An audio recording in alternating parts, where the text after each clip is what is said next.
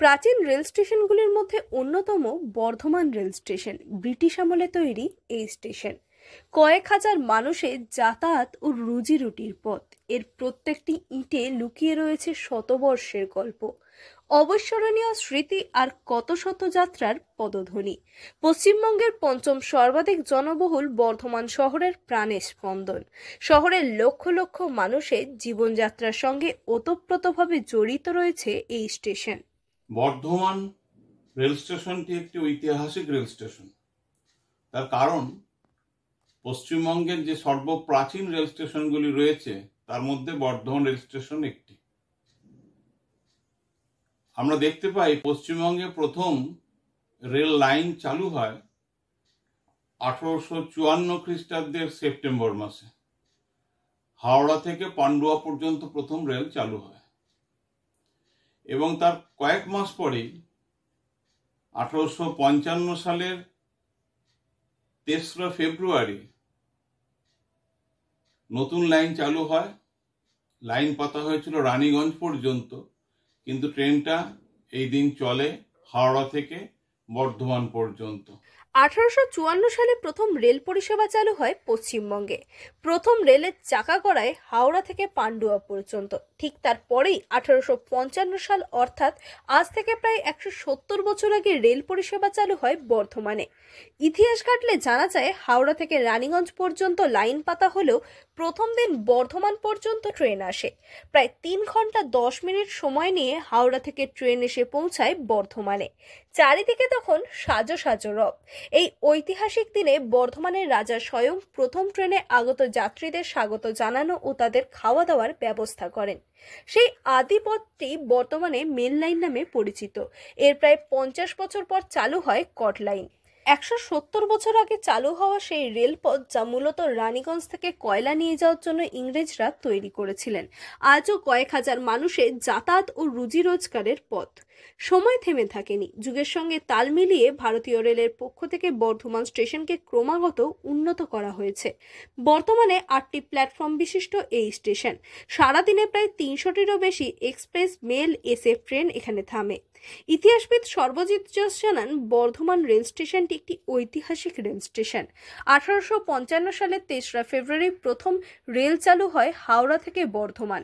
যদিও সেদিন রানীগঞ্জ পর্যন্ত যাওয়ার কথা ছিল, কিন্তু বর্ধমান পর্যন্ত আসে ট্রেনটি। হাওড়া থেকে সেদিন পতাকা দেখিয়ে গভর্নর জেনারেল লর্ড ক্যানিং এই ট্রেনের সূচনা করেছিলেন। 5ই ফেব্রুয়ারি রানীগঞ্জ থেকে বর্ধমান হয়ে হাওড়া রেল পরিষেবা চালু হয়। তিনি আরও জানান, বর্তমানে বর্ধমান স্টেশনের নবরূপায়ণ হচ্ছে, কিন্তু পুরনো ঐতিহ্য টিকিয়ে রেখে যেন নবরূপায়ণ হয় সেই দিকটিও লক্ষ্য রাখতে হবে। হাওড়ায় তৎকালীন বাংলার গভর্নর জেনারেল লর্ড ক্যানিং, তিনি পতাকা তুলে এই রেলটি চালু করেন এবং সে রেলটি সকাল 9:30 হাওড়া থেকে ছাড়ে এবং বর্ধমানে এসে পৌঁছায় 12:40, অর্থাৎ 3 ঘন্টা 10 মিনিট সময় নিয়ে ট্রেনটি বর্ধমানে আসে। এবং বর্ধমান স্টেশনে ট্রেন ঢোকার পর বর্ধমান রাজবাড়ি থেকে তৎকালীন মহারাজ মহাতাব চাঁদ খাওয়া দাওয়ার ব্যবস্থা করেছিলেন এবং বর্ধমান স্টেশনে আগত মানুষদের খাওয়া দাওয়ার ব্যবস্থা হয় এবং তারপর আবার ট্রেনটি বিকেলের দিকে বর্ধমান থেকে হাওড়ায় ফিরে যায় পান্ডুয়া হয়ে।